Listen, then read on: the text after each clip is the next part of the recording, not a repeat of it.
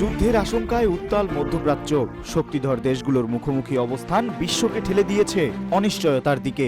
এমন পরিস্থিতিতে ইরানকে 15টি শর্ত জুড়ে দিয়েছে পেন্টাগন। এসব শর্ত মেনে নিলেই তবেই বন্ধ হতে পারে ইরানের ওপর হামলা।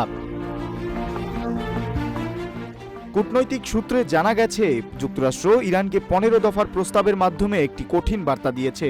এতে বলা হয়েছে, পারমাণবিক অবকাঠামো ভেঙে ফেলা এবং ইউরেনিয়াম সমৃদ্ধকরণ বন্ধ না করলে সংকটের সমাধান সম্ভব নয়। পাশাপাশি ক্ষেপণাস্ত্র কর্মসূচি স্থগিত করা, প্রক্সি গোষ্ঠীগুলোর প্রভাব কমানো এবং হরমুজ প্রণালী সচল রাখার বিষয়েও জোর দেওয়া হয়েছে।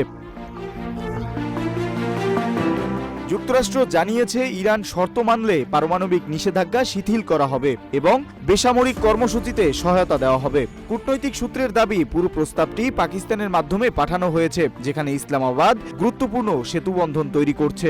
এই প্রক্রিয়ায় সেনাপ্রধান আসিম মুনিরকে কেন্দ্রীয় ভূমিকায় দেখা যাচ্ছে। অন্যদিকে সংঘাতের উত্তাপ কমিয়ে আলোচনার পথ তৈরি করতে 1 মাসের যুদ্ধবিরতির প্রস্তাব দিয়েছে যুক্তরাষ্ট্র। ধারণা করা হচ্ছে, এই সময়ের মধ্যেই দুই পক্ষ আলোচনার টেবিলে বসার সুযোগ পাবে।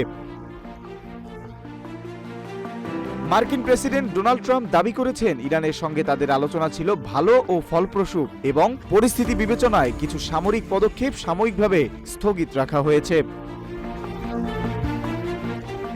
তবে ওয়াশিংটনের দাবি একেবারেই উড়িয়ে দিয়েছে তেহরান। ইরানের কর্মকর্তারা স্পষ্ট করে জানিয়েছেন, বিভিন্ন দেশের মাধ্যমে বার্তা আদান প্রদান হলেও যুক্তরাষ্ট্রের সঙ্গে কোনো সরাসরি আলোচনা হয়নি। এদিকে উত্তপ্ত পরিস্থিতির মাঝেই কূটনৈতিক তৎপরতা বাড়ছে।